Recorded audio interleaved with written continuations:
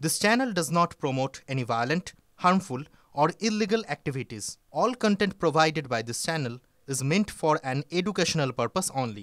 সবার প্রথমে আমরা নজর রাখবো এক আধিকারিকের বদলির খবরে। বালি পুরসভার ফিনান্স অফিসারকে বদলির কথা বলছি। অভিযোগ দুর্নীতির প্রতিবাদ করার খেসারত দিতে হয়েছে তাকে, আর এর জেরে তোলপাড় প্রশাসনিক মহলে। অফিসারের অভিযোগের ভিত্তিতে পদক্ষেপ অর্থ বিভাগের। স্পেশাল অডিট রিপোর্ট তৈরির নির্দেশ। মুখ্যমন্ত্রীর বলার পরও হাওড়া সদরের এসডিও কিভাবে এত ক্ষমতা ধরেন, প্রশ্ন বিরোধীদের। এবছর ফেব্রুয়ারি মাসে বালি পুরসভার ফিনান্স অফিসার পদে যোগ দিয়েছিলেন কল্যাণ প্রামাণিক।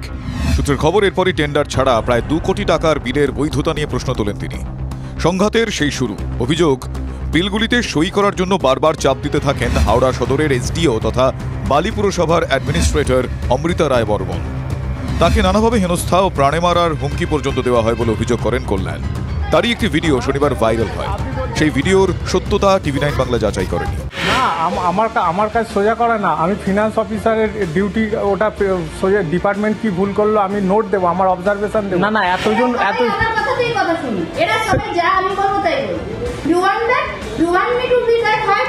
আমরা কোনো কাজ নিয়ে এমনি চুরি করছি, আর আপনি প্যারার পর প্যারা দিয়ে যাবেন, 1.5 পাতা 3 পাতা। আপনি ভেবেছেন সেই প্যারার ভয় আমি কোনো বিল পাস করব? এই সংঘাতের মধ্যেই গত 2রা জুলাই গোটা বিষয়টা ঊর্ধ্বতন কর্তৃপক্ষকে জানান কল্যাণ।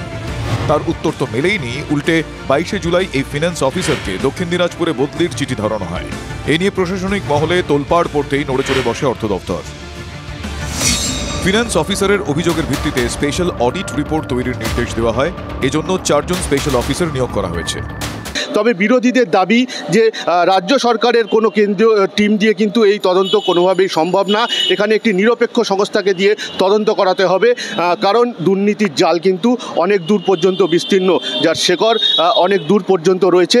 ফলে বিরোধীরা চাইছেন যে স্বচ্ছ তদন্ত হোক, যাতে দুর্নীতির আরও অনেক কিছু উঠে আসবে এই তদন্তে। আমাদের দাবি স্পেশাল অডিট টিমে এটা হবে না, এটা কম্পিউটার অ্যান্ড অডিটর জেনারেলকে দিয়ে তদন্ত করাতে হবে। অবশ্যই আজকের এই কটা টেন্ডার নয়, একই কোম্পানি নাকি বারে বারে টেন্ডার পেয়ে যাচ্ছে। ইলেকট্রিকের কাজ, একই কাজ বারবার হচ্ছে। বালি পুরসভার টেন্ডার দুর্নীতি নিয়ে নবান্নের বৈঠকে ক্ষোভ প্রকাশ করেছিলেন খোদ মুখ্যমন্ত্রী। হাওড়া সদরের এসডিওকে শোকজও করতে বলেছিলেন, কিন্তু দেখা গেল যে আধিকারিক প্রতিবাদ করলেন তাকেই বদলি করে দেওয়া হলো। এই অবস্থায় এসডিওর ক্ষমতা নিয়ে প্রশ্ন তুলতে ছাড়ছেন না বিরোধীরা। মুখ্যমন্ত্রী পশ্চিমবঙ্গ তিনি যা বলেছেন তার কথাকে পর্যন্ত ভায়োলেট করা।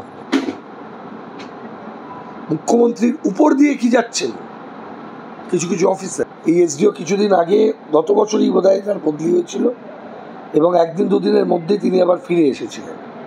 কম ক্ষমতা দিয়ে হয়েছিল সেটা আমি জানি না। আমরা কাউন্সিলর ছিলাম, এখন সে মেয়াদটা শেষ হয়ে গেছে। তো বালি মিউনিসিপ্যালিটি নিয়ে কিছু বলাটা, বিশেষ করে এই টেন্ডার বা ডিপার্টমেন্ট নিয়ে, ঠিক হবে না। কিন্তু দিদি যে কথাটা বলেছেন সেদিন মিটিংয়ে, আমাদের মানুষের পরিষেবা ক্ষেত্রে অনেক খামতি আছে, এইটা শিওর।